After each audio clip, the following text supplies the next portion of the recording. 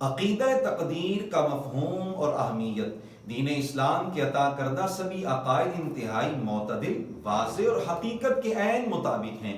اسلامی نظریات میں کوئی بھی بات فرضی یا خیالی نہیں۔ ایسا کیوں نہ ہوتا جبکہ تمام اسلامی عقائد یا تو خالق کائنات جل مجدہ کے ارشادات عالیہ سے ثابت ہیں یا صاحب قرآن کے فرامین مقدسہ سے ثابت ہیں۔ بنیادی اسلامی عقائد میں سے ایک عقیدہ تقدیر بھی ہے۔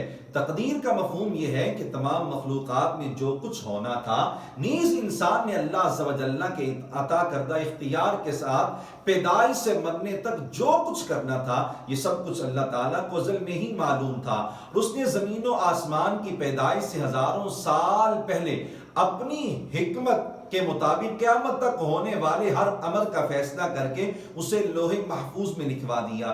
رب کریم کے علم کی کیا شان ہے کہ انسان نے اس کے دیے ہوئے اختیار سے جو کچھ کرنا تھا اور دیگر جو بھی ہونا تھا ازل میں ہی اس علیم و خبیر کو ہر معاملے اور ہر ذرے کی تفصیل معلوم تھی، اور اس نے ہزاروں سال پہلے یہ تفصیل لوح محفوظ میں لکھوا دی۔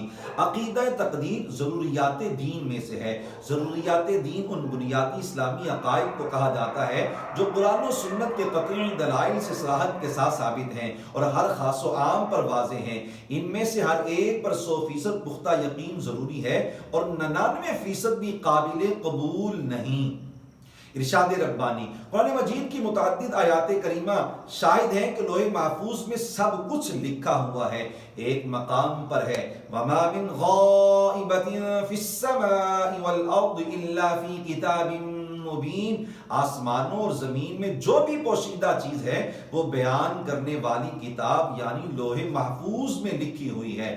فرمان مصطفی یہ عقیدہ دسیوں احادیث میں بھی بیان ہوا ہے۔ 4 صحابہ کرام سید القراء سیدنا ابی بن کعب افقہ صحابہ بعد الاربع، سیدنا عبداللہ بن مسعود رازدار رسول، سیدنا حذیفہ بن یمان اور علم میراث کے سب سے بڑے عالم سیدنا زید بن ثابت رضی اللہ تعالی عنہم نے روایت فرمایا ہے۔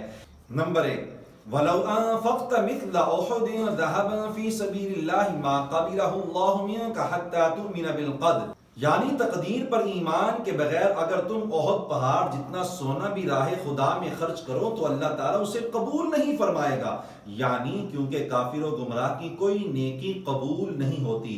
نمبر 2، وَتَعْلَمَ أَنَّ مَا أَصَابَكَ لَمْ يَكُنْ لِيُخْطِئَكَ وَأَنَّ مَا أَخْطَأَكَ لَمْ يَكُنْ لِيُصِيبَكَ، یعنی مومن نہیں قرار پاؤ گے جب تک تمہیں یہ یقین نہ ہو کہ جو خیر یا شر تمہیں پہنچا ہے وہ کسی صورت میں بھی ٹل نہیں سکتا تھا، اور جو نہیں پہنچا وہ پہنچ نہیں سکتا تھا۔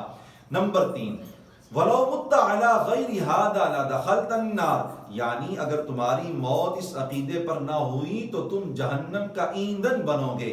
یاد رہے کہ تقدیر کا مطلب یہ نہیں کہ تدبیر نہ کی جائے۔ اس حوالے سے مزید گفتگو دوسری ویڈیو میں کی جائے گی انشاءاللہ تعالی۔